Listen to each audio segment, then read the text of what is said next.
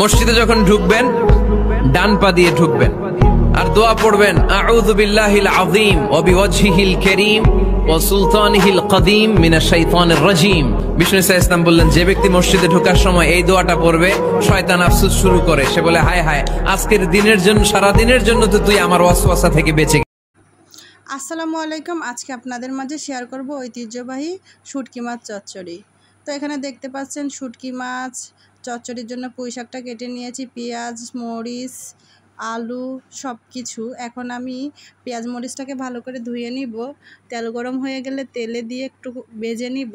আগে থেকে শুটকি মাছটাকে গরম পানি দিয়ে ভালোভাবে পরিষ্কার করে নিয়েছি। এখন এইখানে শুটকি মাছটাও আমি দিয়ে দিব, দিয়ে একটু পেঁয়াজ মরিচের সাথে তেলে একটু ভেজে নিব।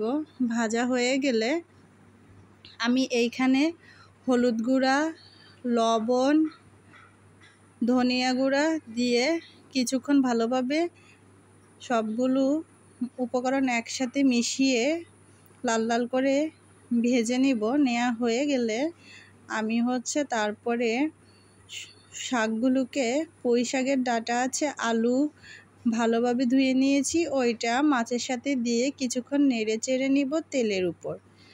তারপর আমি পরিমাণ মতো পানি দিয়ে দিব, দিয়ে চচ্চড়িটা রান্না করে নিব। আশা করি আপনাদের কাছে ভালো লাগবে। এই চচ্চড়িটা যশোরের ঐতিহ্যবাহী খাবার। সবাই এই চচ্চড়িটা খুব পছন্দ করে। অনেক জায়গায় চচ্চড়ির নামই জানে না।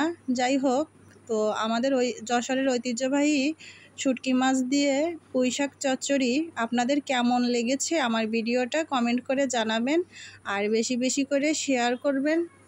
আমার চ্যানেলটাকে সাবস্ক্রাইব করবেন, বাজে কোনো মন্তব্য করবেন না।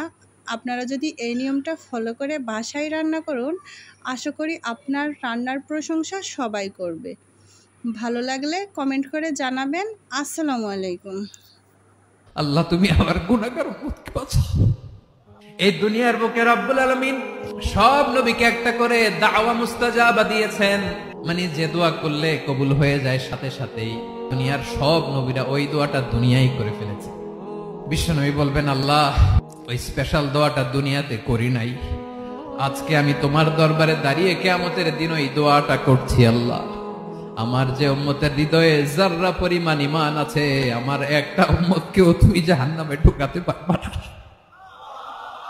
বিশ্বনবী পাগলের মতো একবার হাউজে কাউসারে যাবেন, একবার সিরাতে যাবেন, একবার পুলসিরাতের দিকে, একবার হাউজে কাউসারের দিকে পাগলের মতো দৌড়াতে থাকবেন।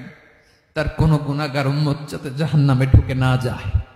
উম্মতি বিশ্বনবী আমার জন্য কাঁদবেন, আপনার জন্য কাঁদবেন, আমাদের জন্য সেদিন কেঁদে কেঁদে জাহান্নামের দরজায় দাঁড়িয়ে আমাদেরকে টেনে টেনে জান্নাতে ঢুকাবেন।